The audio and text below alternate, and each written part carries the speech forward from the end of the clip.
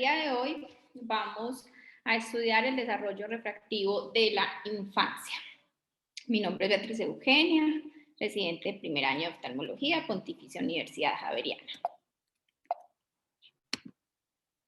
Entonces, el desarrollo refractivo de la infancia va ligado al crecimiento y el desarrollo normal de nuestro ojo. El ojo humano va a sufrir un desarrollo que es anatómico y fisiológico a lo largo de la lactancia principalmente y al principio de la infancia.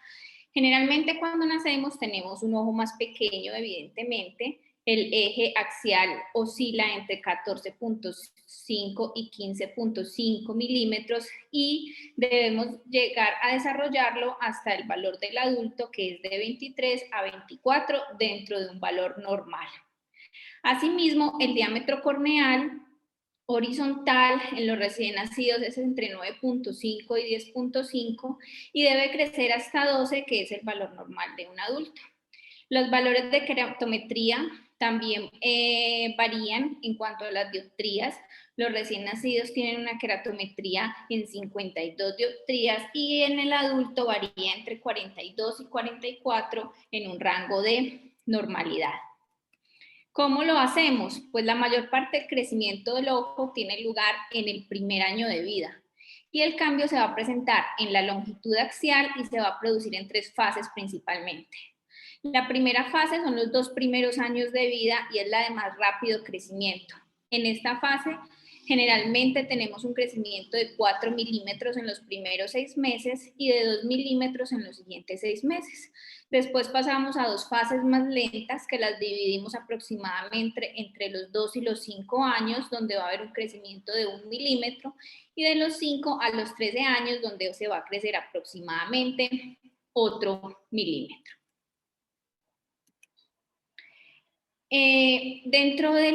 Aparte de la longitud axial, pues la córnea también va a crecer rápidamente durante los primeros meses de vida.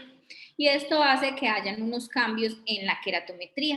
Generalmente nosotros nacemos con 52 dioptrías al nacer, va disminuyendo progresivamente, a los 6 meses ya tendremos una de 46 y a los 12 años ya debemos tener una keratometría promedio a la del adulto, que es entre 42 a 44 dioptrías, llegando así a un diámetro corneal medio, que generalmente es de 12 milímetros en los adultos y en los niños pues es de 9.5 a 10.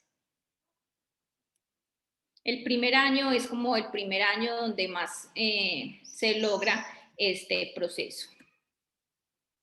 Sin embargo, tenemos que tener presente que en los niños recién nacidos y sobre todo en estos chiquitines, los recién nacidos prematuros, ellos también pueden presentar algo que se llama el enturbamiento corneal. Eso es común, se resuelve a medida que la córnea se va adelgazando gradualmente. Ellos tienen un grosor central medio de 691 micras a las 30 a 32 semanas dentro de su edad gestacional. Y ya al nacer van a obtener 564 micras, pues evidentemente al nacer de manera prematura es normal que cuando vayamos a evaluarlos encontremos ese enturbamiento corneal que se refiere básicamente a una córnea opaca y que por lo tanto pues empeora la agudeza visual en ellos o la capacidad visual que tienen. La potencia del cristalino también es muy importante, en ellos nacen con una potencia mayor y va disminuyendo en los primeros años de vida hasta llegar a la potencia normal. Esto es muy importante, sobre todo por la presencia de las cataratas congénitas para los oftalmopediatras cuando van a calcular los lentes intraoculares que van a insertar en los pequeños. Generalmente nosotros nacemos con 35 dioptrías al nacer aportadas por ese cristalino, a los 2 años ya tenemos 23 dioptrías y a los 11 años ya las 19 dioptrías aproximadas. En cuanto a la retina, pues la retina debe estar formada al nacimiento, independientemente de que pueda ser una retina funcionalmente inmadura, debido a que su mácula está poco desarrollada. ¿Qué cambios van a haber? A lo largo del crecimiento, pues al haber la longitud axial va a haber expansión de la retina, también va a producirse el aumento y la diferenciación de la densidad de los conos que van a migrar hacia la fóvea para repletarla de ellos, va a haber disminución del diámetro de la zona libre de bastones que están más hacia la periferia y eso nos va a ayudar al incremento de la agudeza visual en los niños. Entonces, cuando nosotros estamos hablando del estado refractivo, estamos diciendo que este va a cambiar a medida que aumenta la longitud axial del ojo y la córnea y el cristalino se aplanan. Entonces, la hipermetropía es fisiológicamente normal.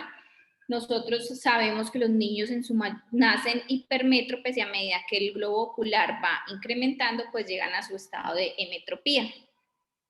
Entonces, normalmente nosotros nacemos con una hipermetropía y esta aumenta hasta los 7 años en promedio. Aquí ya el niño empieza a miopizarse hasta llegar pues a un valor normal. ¿Qué es importante? Que cuando los niños empiezan a miopizarse tempranamente, sobre todo con valores muy dramáticos antes de los 10 años, pues esto es un indicador que va a tener probablemente una miopía alta mayor a 6 dioptrías.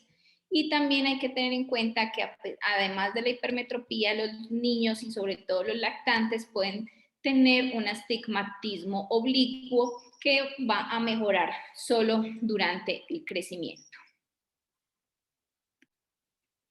Entonces, ¿a qué nos referimos con el término de emetropización? Nosotros nos referimos a este como el proceso mediante el cual la potencia refractiva del segmento anterior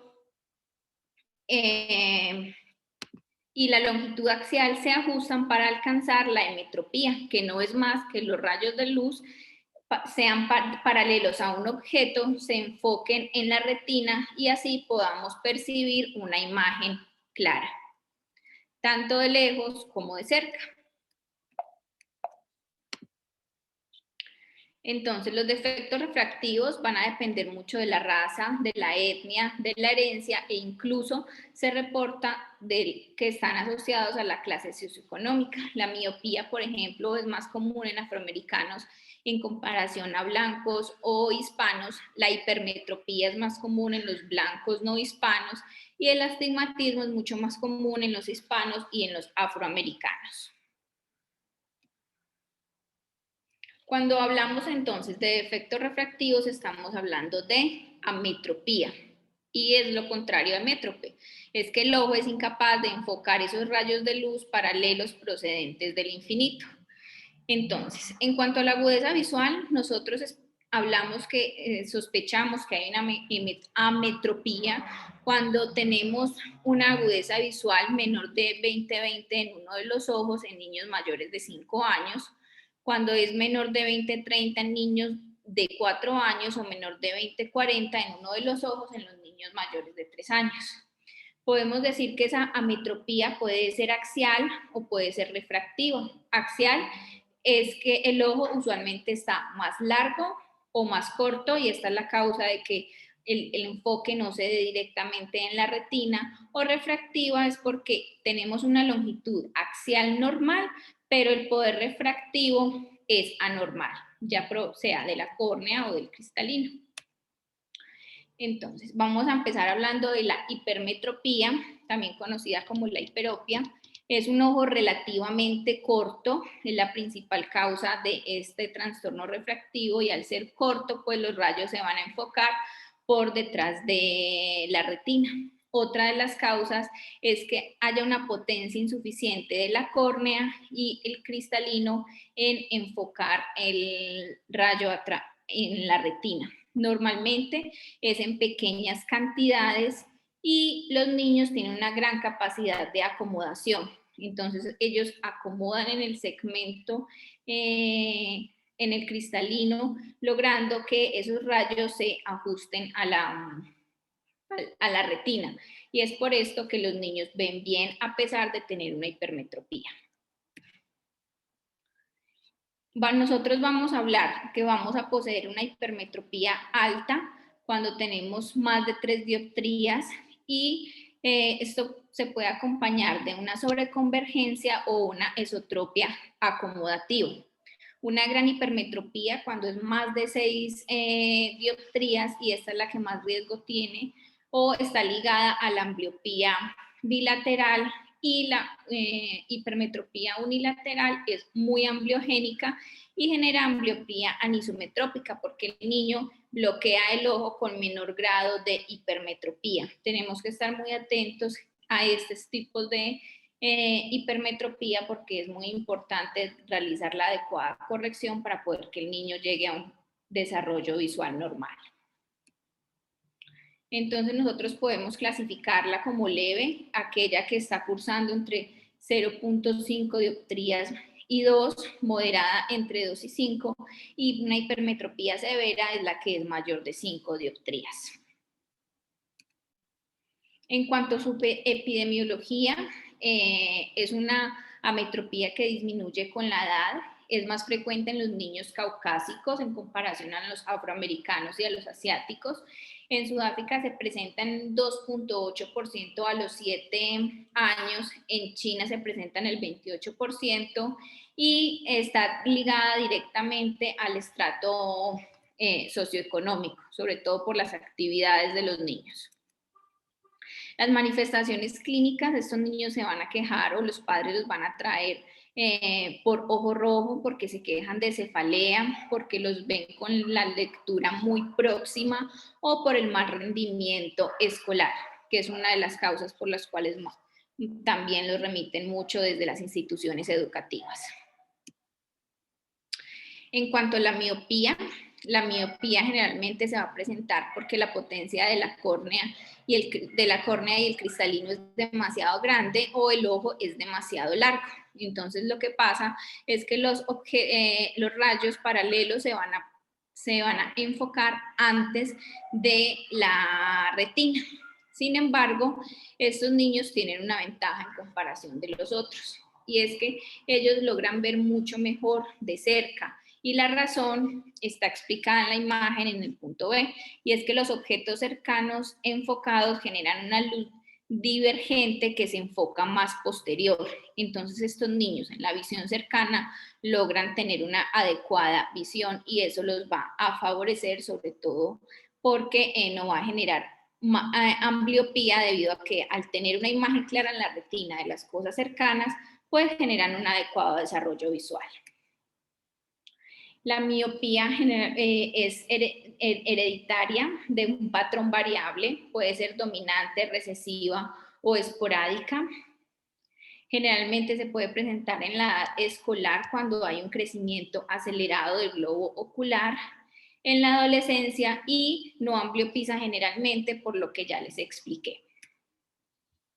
Es más común en los niños asiáticos, son los que mayor riesgo tienen. Hay artículos que hablan que para el 2050 se considera que los niños asiáticos en un porcentaje mayor al 90% van a sufrir de miopía. Los niños afroamericanos también tienen mayor riesgo comparado con los niños blancos, y los hispánicos tienen un riesgo de 13.2 y los caucásicos son los que menor riesgo tienen hasta el momento de miopía, con un 4.4%. Dentro de los factores de riesgo, uno de mayor peso es la herencia. Generalmente incrementa 10 veces el riesgo cuando los padres tienen miopía. Otro 20% se habla de la experiencia visual, y son los niños con lectura, escritura y trabajo cercano que no desarrollan visión de lejos. También se han descrito las variaciones genéticas en el gen APLP2, que incrementa 5 veces mayor el riesgo. Esto viene de estudios realizados en animales tipos monitos, simios, y donde la expresión de este gen también ha sido encontrada en humanos, se asocia a mayor riesgo de sufrir miopía. Y actualmente uno de los mayores factores de riesgo son el uso de dispositivos electrónicos. Incluso lo hemos visto mucho ahorita en la consulta, de los padres llevando a los hijos porque se ha incrementado las dioptrías de su miopía, probablemente secundario a que nos encontramos pues en esta era de educación virtual. Entonces la miopía la podemos dividir en infantil y del adulto. La infantil es aquella que se va a presentar entre los 7 y los 16 años. Esta está más relacionada con la longitud axial del globo ocular. Normalmente la tasa de progresión de esta miopía es de 0.50 dioptrías al año y logra estabilizarse en el 75% entre los 15 y 16 años y a los 20 años o a los 30 años como etapa final de estabilización, cuando no se logra estabilizar en esa primera etapa. Y la miopía del adulto, que es la que se desarrolla después de los 20 años, que esa sí está más relacionada con el poder refractivo anterior. Esos niños, ¿por qué se van a quejar? Generalmente también se quejan de dolor de cabeza, van a ser niños que están todo el tiempo, los papás consultan porque manifiestan como que viven con los ojos entrecerrados. Esto no es más que la realización del estenopeico y por la visión borrosa. ¿Y qué es el efecto estenopeico? Lo que ellos hacen es que disminuyen la apertura para que haya menor entrada de luz y que los rayos entren perpendicularmente a la retina. Al entrar perpendicularmente a la retina, pues hace que sean enfocados en la mácula y ellos logren ver lo que están enfocando. Hay asociaciones oculares y sistémicas con la miopía y la hipermetropía.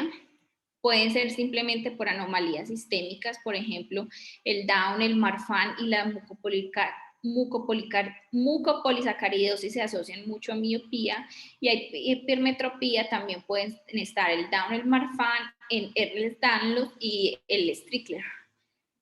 También están las anomalías oculares como tales, que ya van a causar dichos trastornos refractivos, por ejemplo, cuando tenemos anomalías oculares que pueden afectar la longitud axial, como son en la miopía el glaucoma congénito, el glaucoma pediátrico juvenil o estafiloma peripapilar, y en la hipermetropía la presencia de microftalmos, de noftalmos, de pliegues escleroideos y la subluxación del cristal luna.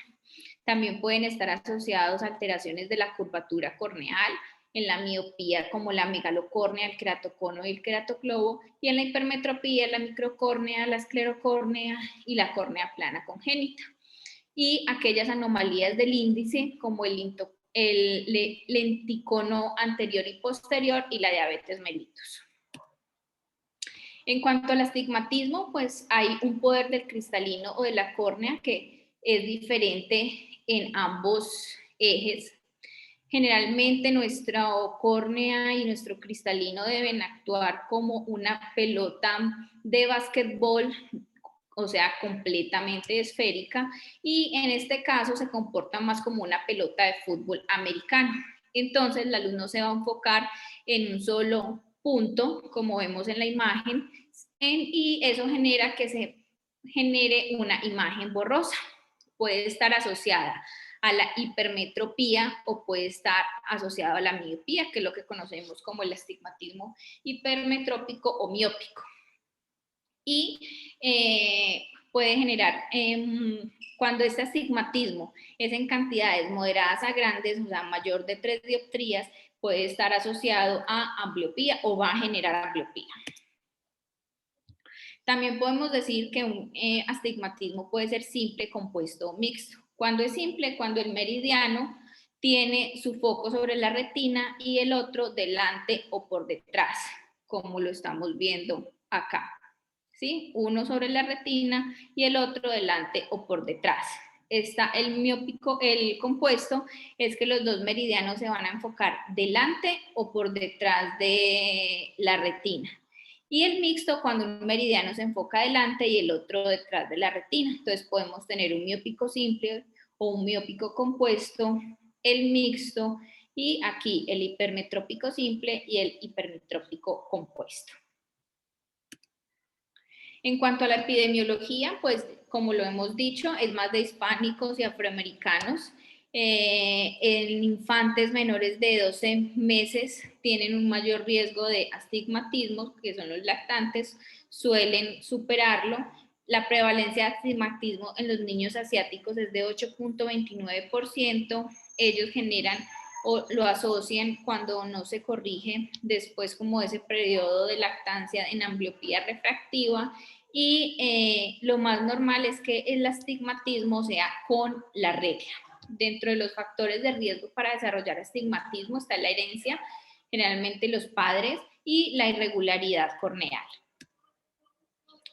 Son niños también que se Beatriz, un segundito, explícale a los residentes que acaban de entrar qué es un astigmatismo con la regla. Bueno, un astigmatismo con la regla es que está hacia los 90 grados en el eje visual y contra la regla a los 180 grados. ¿Cuál de los dos ejes está 90 y cuál está 180? En el de la regla lo tenemos, perdón, cuando está en la regla está a 180 y contra la regla a 90. No, con la regla a 90, contra la regla a 180. Tienes que decir cuál de los dos meridianos es más curvo. Si el meridiano que está a los 90 o el que está a los 180. El meridiano con la regla. En el que es con la regla, el meridiano más curvo está a los 90 grados. Muy bien. Sí. Y en el contra la regla, el meridiano más curvo es el que está a los 180. Muy bien, muchas gracias. Bueno. Entonces, estos niños se van a presentar porque tienen visión, generan mucha visión borrosa, entonces son niños que también se acercan mucho, también pueden ayudarse haciendo agujero estenopeico y generalmente son niños con mal rendimiento escolar asociado. Y tenemos el término de la anisometropía, que es la condición en la que cada ojo tiene un error refractivo diferente. Es decir, podemos tener un ojo que es hemétrope y en el otro está con hipermetropía o miopía, o que tenemos diferentes defectos refractivos en cada ojo. La anisometropía, dime, una cosita, ahí cuando estás hablando de síntomas que los papás pueden referir, sí, digamos en general en todos los defectos refractivos, eso pues es muy importante porque pues habla del comportamiento del niño, por ejemplo, en el jardín, o cómo se comporta cuando están, no sé, viendo televisión, jugando, leyendo. Pero digamos que el hecho de que estén asintomáticos no significa que puedan tener un defecto refractivo. Por eso es tan importante siempre en todas las consultas que nosotros revisemos la refracción, porque muchas veces los niños no tienen síntomas o tienen síntomas diferentes, como por ejemplo el chiquito que vimos ayer, que iba porque la mamá le notaba descamación en la base de las pestañas y resultó que tenía una miopía pues siempre importante. Entonces, digamos que independientemente de la sintomatología, siempre uno debe ser muy juicioso en revisar esa parte. Sí. Bueno. Entonces, vuelvo y repito, la anisometropía miópica no suele producir una ambliopía significativa porque ellos desarrollan la visión logrando la visión cercana. Sin embargo, la anisometropía hipermetrópica sí es muy ambliogénica. Tuvimos un paciente con la doctora Pilar, solo en un ojito tenía ese problema y decidimos iniciarle la corrección adecuada por el riesgo de ambliopía. Entonces, ¿cómo vamos a diagnosticar estos defectos refractivos en los niños? Pues tenemos que basarnos inicialmente en la anamnesis, preguntas dirigidas a los padres cuando son más pequeños y después también a los niños, preguntarles si les parece que el hijo ve bien, si mantiene los objetos muy cerca a la cara cuando intenta enfocar, si se pega mucho del televisor, y al mismo tiempo preguntarles si él ve que los ojos de sus hijos son rectos o parecen cruzarse o desviarse, si le notan algo raro, si se le caen los párpados, etc. Es muy importante también tener en cuenta los antecedentes perinatales, neonatales y patológicos que nos hagan sospechar que este niño pueda tener algo más. El uso, si viene usando o ha usado gafas en algún momento, si ha requerido intervenciones quirúrgicas y evidentemente indagar por los antecedentes familiares de defectos refractivos en la familia. En cuanto al examen físico, pues en neonato es muy importante valernos del reflejo rojo. El reflejo rojo es parte esencial porque nos descarta, por ejemplo, la presencia de catarata, entre otras patologías que causan la leucocoria. El examen externo de la superficie ocular y de los anexos entre los 2 a 3 meses. Además, también tenemos los reflejos pupilares y ya los niños son capaces de empezar a fijar los objetos de los 3 a los 24 meses. El test de la mirada preferencial, ellos buscan lo que les llama la atención. De 2 a 3 y 5 años, el test de dibujo. Ya cuando son más grandecitos podemos empezar a utilizar la Snellen, y en mayores de 5 años los test de números y letras. Entonces, siempre ayudarnos de objetos que sean llamativos para ellos, para que ellos puedan seguir, fijar. Los dibujos. Hay muchos niños que inicialmente, cuando empezamos la valoración desde lejos, no reconocen o no saben los dibujos, y nos podemos valer enseñándoles primero y mirando cómo interpretan ellos el dibujo. Porque, por ejemplo, el del caballo es difícil. Algunos le dicen caballo, otros le dicen, le dan otro nombre, pero ya uno sabe que cuando los aleja y ellos están diciendo ese nombre, pues están viendo la imagen, que es lo que nosotros queremos realmente interpretar.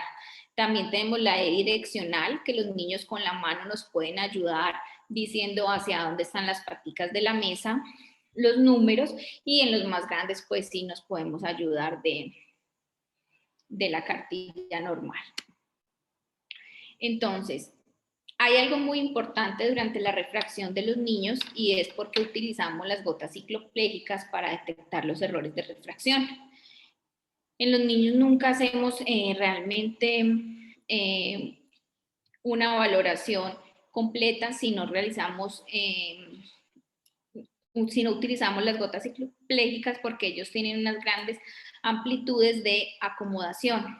Entonces ellos pueden hacer un desplazamiento miope, una falsa apariencia de astigmatismo. Entonces lo que buscamos es paralizar esa acomodación para poder generar una medición precisa, porque si no, un paciente emétrope podría darnos una falsa miopía o astigmatismo, y el hipermetrópico nos podría dar una emetropía.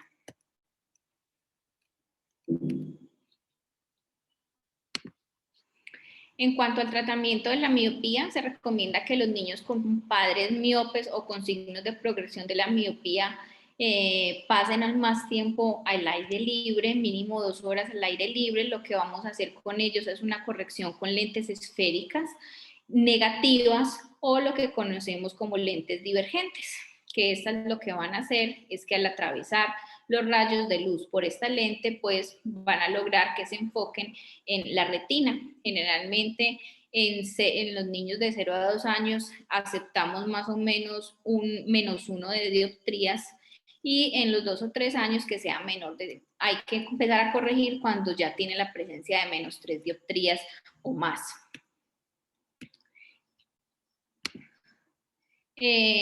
Bueno, como les Beatriz, dije. una cosita, yo ahí difiero un poquito. A mí me parece que entre los 2 y 3 años yo empiezo a corregir miopías por encima de -1.50. Ok. Una miopía de -2 aísla mucho al niñito de su entorno social. Ok. Entonces, si ya tiene 2 años, en realidad uno la debe corregir, porque pues la verdad es que se está perdiendo mucho del entorno, del mundo, aunque el mundo es cercano para los niños, pero se está perdiendo de muchas otras cosas, y los padres notan digamos, el cambio en la atención cuando uno a estos niñitos les pone las gafitas, le ponen atención a otras cosas que antes no le ponían. Como los videos de los niños que muestran mucho en las redes sociales cuando les ponen las gafitas. Ajá.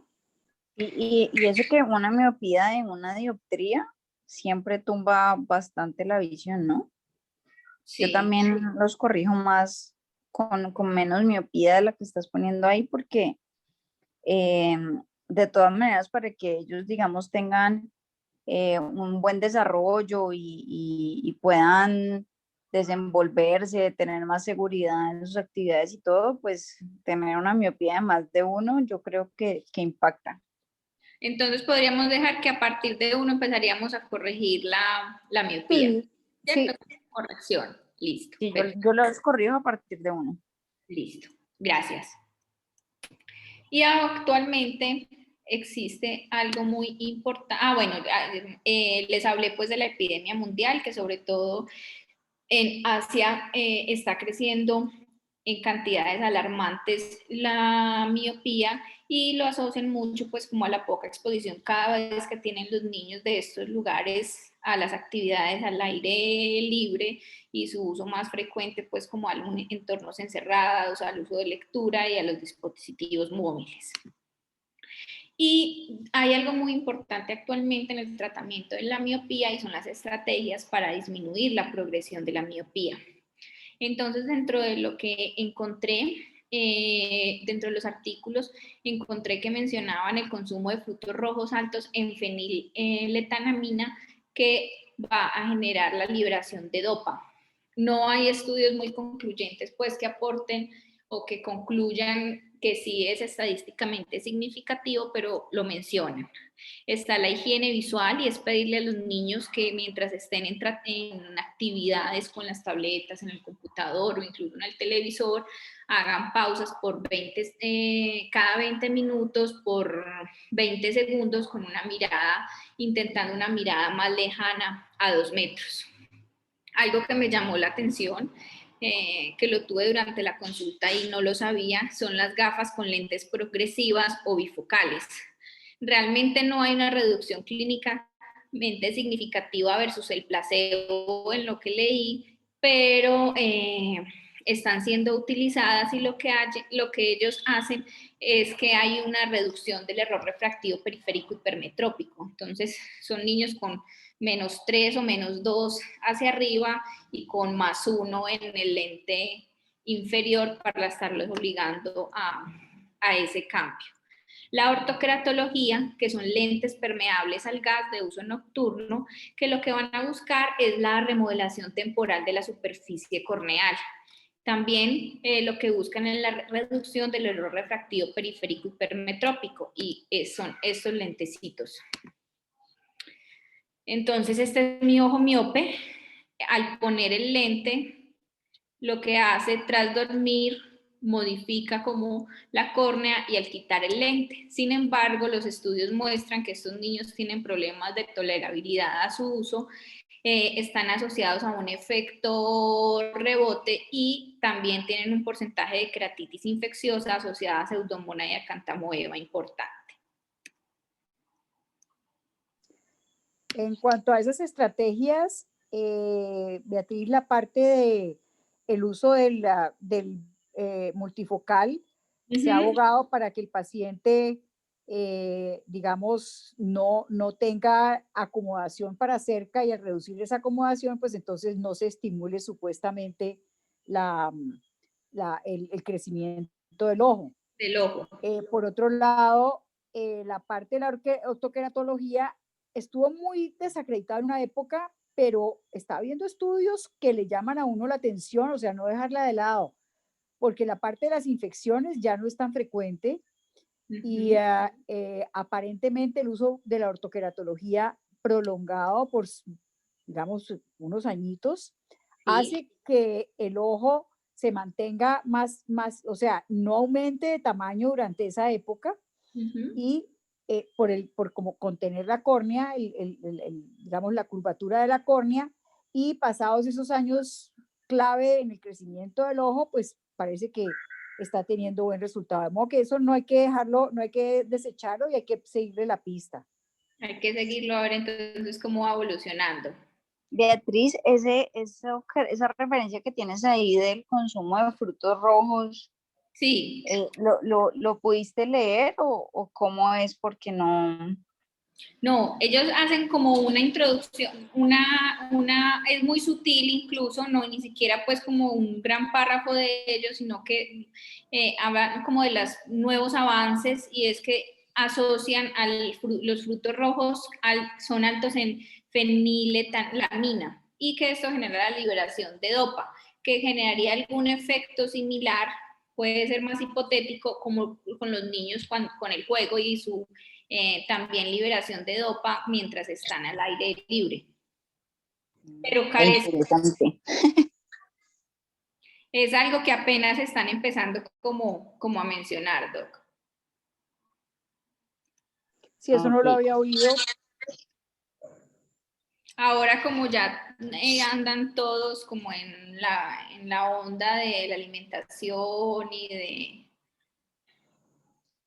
Entonces Sí, ya... eso va a ser muy difícil de evaluar porque de todas maneras, pues siendo esto una enfermedad como tan multifactorial, digamos que eh, hacer un estudio como que realmente logre aislar la información que pueda dar el consumo de frutos rojos va a ser bien complejo, ¿no? Pero yo Sí. siempre, cuando hablo con los papás de miopía, siempre les explico eso, que hay muchas variables como de por medio, que no hay como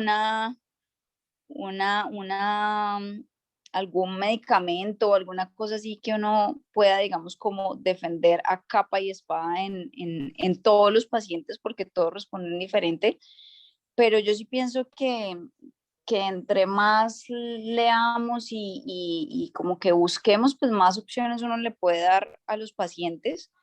Y creo que para los papás también es importante como saber que pues así no haya algo que pueda cambiar dramáticamente la progresión, pues sí hacer cosas que puedan ayudar. Em, y pues interesante eso, ¿no? Yo he leído algunos artículos de dieta, pero nunca en referencia al consumo de frutos rojos, por eso te preguntaba. Sí, Pero sí es no, chévere no hay como ningún como leer. estudio ni nada todavía. Es que si yo me pongo a oírme hoy, o sea, si lo que yo hoy le digo a los papás sobre la prevención de la miopía, sobre el ejercicio al aire libre, sobre la iluminación, si yo me pongo 15 años atrás oyéndome eso, me hubiera parecido ridículo porque eso no se pensaba ni, o sea, se consideraba cuentos de viejitas, cuentos de las abuelas, que eso no tenía nada que ver, que uno podía mirar lo que fuera, que era que coincidía que los miopes, pues como no veían de lejos, pues se les gustaba más ver sus libritos de cerca y por eso pensaban que les aumentaba la miopía, pero que de todas maneras les iba a aumentar, que eso estaba determinado genéticamente. Y los estudios nos han mostrado que no. Entonces, pues hay que siempre mantener un ojo abierto a todo lo que va saliendo en investigación. Exacto. Además que esa consulta de miopía es bien interesante porque la gran mayoría de los papás no solamente vienen para que uno le cambie las gafas a los niños porque están viendo mal, sino porque realmente están interesados en que la progresión sea lo menor que se pueda, ¿no? Entonces, pues a mí, yo hablo mucho en la consulta y yo a veces pienso que eso parece como una consulta de puericultura cuando uno está en pediatría, porque hay que hablar de muchas cosas, pero es bien interesante lo que decía la doctora, como la historia que ha tenido esta enfermedad y creo que si de aquí a 5 o 10 años, pues probablemente vamos a tener un discurso diferente también, porque todos los días sale información en referencia a esto, ¿no? Entonces, sí es un tema como esos que uno tiene que estar ahí actualizándose por lo frecuente de la consulta. Probablemente después vayamos a tener ya como más referencias de estos tipos de recomendaciones. Bueno. También está el uso de lentes de contactas blandas, que son lentes de diseño multifocal, donde tienen una zona óptica central que va a generar, a corregir ese error de refracción a distancia, y una zona periférica con mayor potencia que va a generar el menor desenfoque periférico hipermetrópico o pues a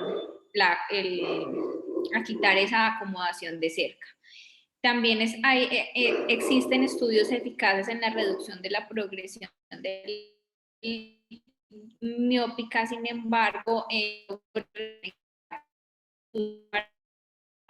uso de los trifocales y es significativo. ¿Ustedes están oyendo bien? Y el que no... No, se están No, recortando. se escuchan ¿Ya? recortados. ¿Ya me escuchan bien? Habla, a ver. ¿Ya me escuchan bien? Sí, ya. Y esta sí es la más común que nosotros observamos y es la atropina como antagonista muscarínico no selectivo. Lo que vamos a hacer, el mecanismo real de acción pues todavía está, se desconoce, se habla de la modulación neuroquímica sobre los neurotransmisores a nivel de la retina, la coroides, el epitelio pigmentado de la retina y de la esclera, y también a nivel de la acomodación. Sin embargo, llama la atención que allí priman son los receptores nicotínicos en lugar de los receptores muscarínicos en el músculo ciliar. Y los estudios han demostrado que es efectivo en prevenir el crecimiento ocular miópico.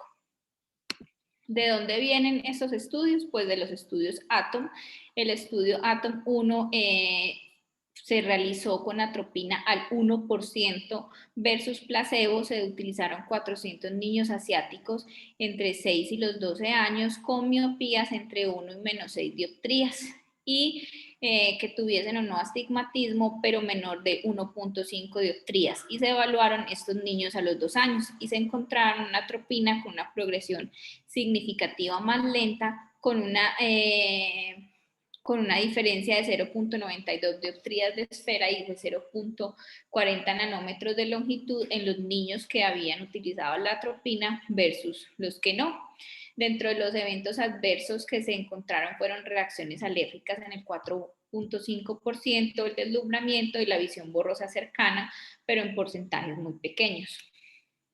Después vino el segundo estudio en el que ya se evaluaron menos concentraciones de la atropina, que fue al 0.5%, al 0.1 y al 0.01, y aquí se utilizaron 400 niños asiáticos versus los controles del estudio, del primer estudio, y se incluyeron los niños con miopía de 2 dioptrías. Se evaluaron a los 2 años y no hubo diferencia clínicamente significativa entre los 3 grupos. Y el uso de los eventos adversos, se me fue un 0, perdón, en la atropina no hubo eventos adversos. Sin embargo, se describió que podría haber un efecto rebote ante la suspensión del tratamiento. Entonces está el ATOM 1, que básicamente lo que concluyó fue seguridad y eficacia de la atropina. El ATOM 2, que se realizó en 3 fases, realizadas en el 2012, 2014, 2016, en el que la primera fase dijo que la atropina al 0.01% era eficaz, que producía mínima dilatación y disminución de la agudeza visual cercana. En el 2 se concluyó que había menor efecto de rebote a dosis bajas y que era eficaz a 3 años. Y la fase 3 ya dijo que había menor progresión a los 5 años con el uso de la atropina del 0.01%, que es la que usualmente utilizamos. Hay nuevas estrategias. Está el estudio LAM, que fue publicado en el 2019 con atropina al 0.05, al 0.025 y al 0.01, que dice que la concentración más efectiva fue la del 0.05% y que durante este estudio la concentración a 0.1 produjo un cambio esférico, pero no produjo un cambio en la longitud axial.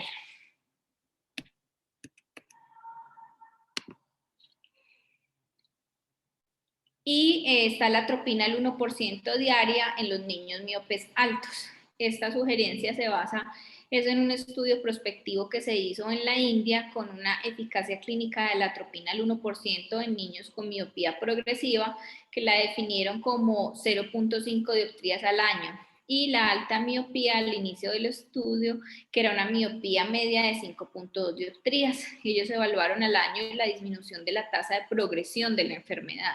Y una segunda línea para las progresiones rápidas y en pacientes no respondedores a dosis más baja de atropina. Sin embargo, el estudio tuvo ciertos déficits, por ejemplo, que no se evaluó el periodo de lavado ni el efecto de rebote, y la mayor parte de la población era de etnia china, independientemente de que hubiese sido realizado en la India.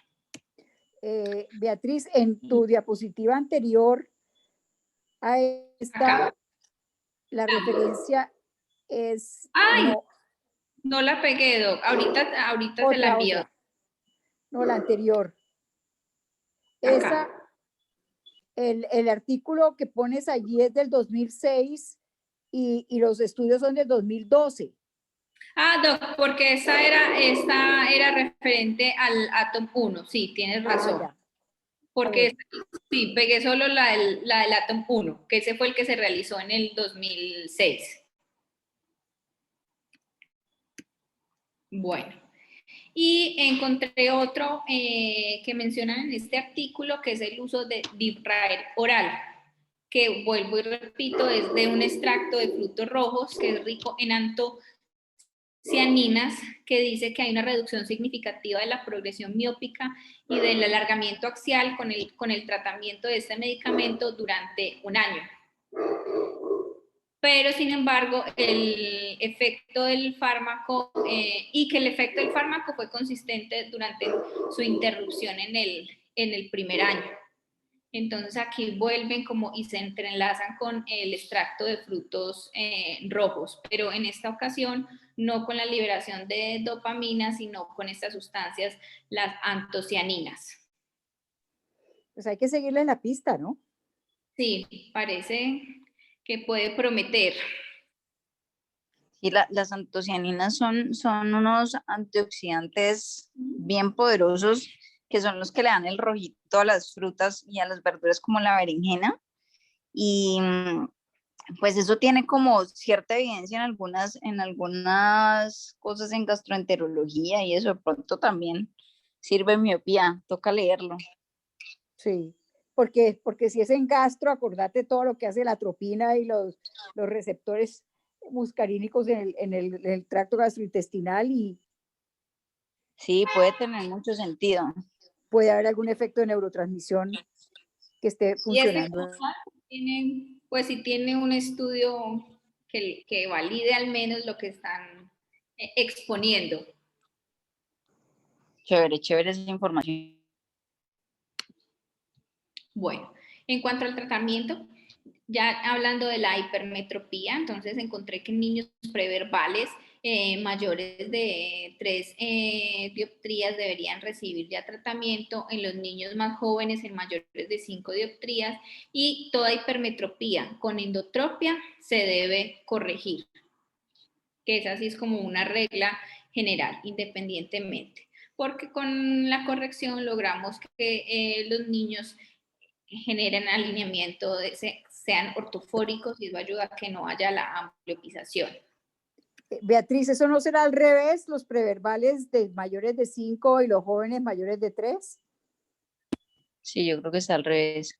Está al revés porque en un Entre niñito, más digamos, chiquito. hoy tuve un recién nacido. Ah, claro, sí, tienen razón. Un recién nacido con una hipermetropía de más 450, pues no le pongo gafas porque está recién nacido y espero que crezca, ese ojo va a crecer mucho, los primeros 6 meses, los segundos 6 meses, entonces más bien lo sigo y le advierto a los papás de la posibilidad de que haga desviación del ojito hacia adentro. Y ya en los mayores, pues digamos que más 3 sí es un límite para cuando los niños empiezan a tener problemas en el colegio, cuando los niñitos se vuelven desatentos, cuando les da pereza leer, cuando prefieren ver videos a leer. Entonces, pues hay que estar pendientes de eso.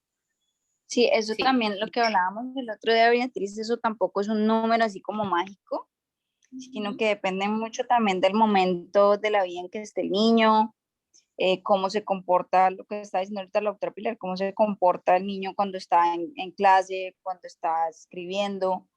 porque pueden haber niños que tengan una hipermetropía de pronto no tan alta, pero que esté sintomático, y pues uno en esos pacientes también podría iniciar una corrección óptica. Entonces, de pronto no es tanto aprenderse como un número puntual, sino como el concepto de cómo correlacionar el hallazgo de la refracción con la sintomatología y el momento, digamos, de vida, especialmente escolar del niño.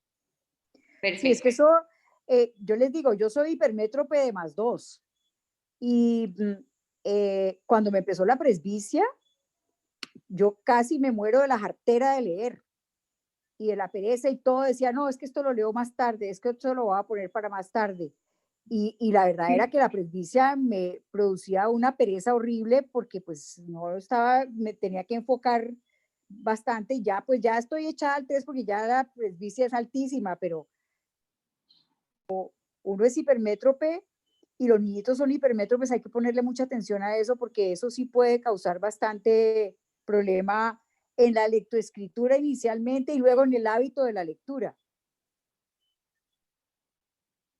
Sí, es verdad. Perfecto. Bueno. En el astigmatismo, sí lo que vamos a utilizar, a diferencia de la hipermetropía y la miopía, en que utilizamos lentes esféricos, ya sean negativos o positivos, aquí utilizamos lentes cilíndricas, es decir, lentes que tienen un diferente poder refractivo en todos sus meridianos. Y esas lentes pueden ser esférico-cilíndricas positivas o negativas, dependiendo de si es un astigmatismo miópico o un astigmatismo hipermetrópico.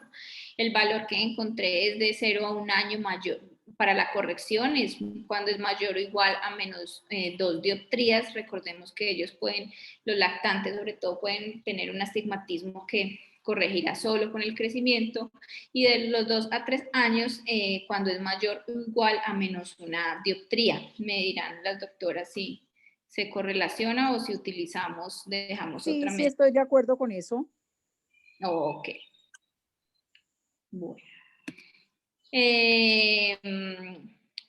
cuanto a esto, pues hoy le preguntaba incluso a la doctora Alejandra porque había leído en el libro de Kenneth Wright que hablaba que cuando era importante tener un seguimiento estricto cuando era mayor de 6 dioptrías en el astigmatismo con la regla, y que mayor de 2.5 dioptrías en un astigmatismo contra la regla era un valor como alarmante para el oftalmólogo porque podía asociarse como con queratocono. Pero la doctora me explicó que no, o sea, no necesariamente pues quiere decir que un astigmatismo contra la regla es que esté asociado a un queratocono en la niñez. Sí, no, estos son astigmatismos altísimos. Un astigmatismo de 6 dioptrías es un astigmatismo bestial. Pero muchas veces no quiere decir que sea que el niño tenga un queratocono. Lo que más van a aprender ustedes a ver es las sombras en la refracción, cómo se mueven en tijera, que aún con astigmatismos más pequeños, empiezan a uno a dar signo de queratocono y es muy confiable. Cuando uno lo ve, realmente muy poquitas veces falla. Si nosotros tuvimos en la ¿No consulta estás de pasada, acuerdo? Sí, eso es lo que le explicaba yo a Beatriz, que más que digamos, las dioptrías del cilindro, uno tiene que mirar, son como los otros signos. Y le hablaba también principalmente pues de las sombras en tijera, que en estos días también tuvimos un niño que le pedimos una topografía precisamente por eso. También pues recordar que el queratocono se relaciona mucho con antecedente familiar, con el frote crónico. Mirar las queratometrías también, o sea que es como todo un grupo de cosas que uno evalúa y no solamente un valor de estigmatismo, porque si no, uno puede caer entonces en pensar solamente los estigmatismos altos tienen queratocono y resulta que no, uno puede tener astigmatismos que no son tan altos y estar el paciente comenzando con una ectasia corneal. Entonces es ver como todos esos punticos para ir tratando como armar el rompecabezas del queratocono. perfecto, eso es todo. Muchísimas gracias. ¿Alguna duda? Muchas gracias, Beatriz. Muy bien. excepto esas pequeñas correcciones, está bien dado el tema. Los siento a todos muy pasivos, no tienen preguntas, les da pena preguntarle a Beatriz. Yo creo que vamos a tener que establecer como una dinámica un poquito más activa. Se me ocurre a mí ¿cuál es el próximo tema? Endotropias. Bueno, obviamente van a leer el tema, van a responder las preguntas que hace Beatriz y van a traer ustedes preguntas para Beatriz, para el tema. Prohibido decírselas antes. Me parece buena idea. Pero fue lo que se respondió, porque justo yo sí vi a un paciente en optometría que tenía un cilindro de -6, entonces yo le preguntaba a la doctora que qué posibilidad era de que de pronto fuera un queratocono subclínico, pero ella me dijo que no, definitivamente no se le veía sombras, porque yo le pregunté si era muy normal ver un cilindro tan grande y que no de pronto como hubiera algo ahí escondido. Pues lo ideal es hacerle los estudios, hacer una topografía corneal, hacer unos estudios de refractivos ¿qué edad tenía el paciente? La niña tenía más o menos, el niño tenía como 6 añitos, 7 añitos. Ajá. Bueno, en esa edad ya colaboran un poquito, uno puede esperar algo, porque pues la verdad es que encuentra uno astigmatismos altos que no son por queratocono. Y de todas maneras esos pacientes, yo siempre les hago, a los que tienen astigmatismos altos, les hago los estudios de topografía para estar seguras de que no lo hay o no lo hay incipiente. Se pregunta mucho por la familia, por la herencia, por la alergia previa, el rascado, como decía Alejita, y esas son cosas que lo ponen a uno más en alerta. Sí, yo pienso que si uno tiene un astigmatismo moderado, digamos un cilindro de 250, por ejemplo, y uno tiene un niño que de pronto le puede hacer una buena refracción, que uno esté seguro de cómo está la forma de esas sombras, de pronto le puedes hacer también la queratometría y todo eso te sale bien dentro de lo que tú esperas, pues uno puede de pronto no solicitar una topografía, pero en un astigmatismo así alto, yo así le vea las sombritas como normales y yo prefiero personalmente hacer una topografía porque de todas maneras es un astigmatismo que es muy alto, ¿no? Sí, señora. Ok.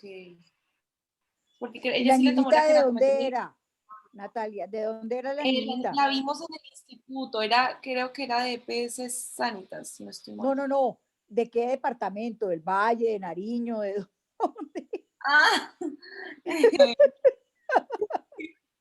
sí, creo que del Valle, si no estoy mal. Del Valle no era, porque yo he visto terribles en la gente de Nariño. No, creo que sí era de Valle. Ajá, bueno. Sí. Bueno. Bueno, nos vemos. Otra cosa que te Gracias. quería comentar, Alejita. Sí, doctora. Pensando en los estudios, o sea, en darle isotretinoin para prevenir miopía, cuando uno ve un paciente que ha sido, por ejemplo, hipermétrope de +2 y que ya te está llegando a +0,75, ese paciente se está miopizando. Sí, ¿Le claro, manda uno gotas o no le manda gotas? pues doctora, yo la verdad nunca le he empezado a un positivo, o sea, a alguien que Pero todavía uno no, debía pensarlo, ¿cierto? especialmente Es un si los proceso de papás, miopización, si los tan papás miopización miopes como están el que va de chiquitos, -1 a -2. a -2, exactamente, sí, es el mismo shift miópico. Yo creo que es poner en la balanza antecedentes familiares. Exacto. Si hay Sí, una dependencia familiar es exagerada, si, bueno, exacto. Por la ejemplo, si fuera raza mi hijo, que influye. yo soy re miope y Andrés miope y tenía +2 y ahora tiene +1, yo creo que yo le pondría. porque, porque sí, o sea, indudablemente lo que Beatriz decía al principio, o sea, el peso de la genética es muy fuerte. Entonces, pues, uno se podría adelantar, ¿no? Yo no lo Sí. he hecho, pero creo que tiene mucho sentido. Yo también he pensado y creo que lo voy a empezar a hacer. En los niños Sí, con pues, papá y mamá miope, lo voy a hacer. sí, sí, porque va para allá. Ajá. Bueno, Bueno, muchas muchas gracias. gracias. Gracias. Bueno, nos Hasta vemos. mañana. Gracias. Gracias. Hasta luego. Que tengan buena noche. Hasta luego, gracias.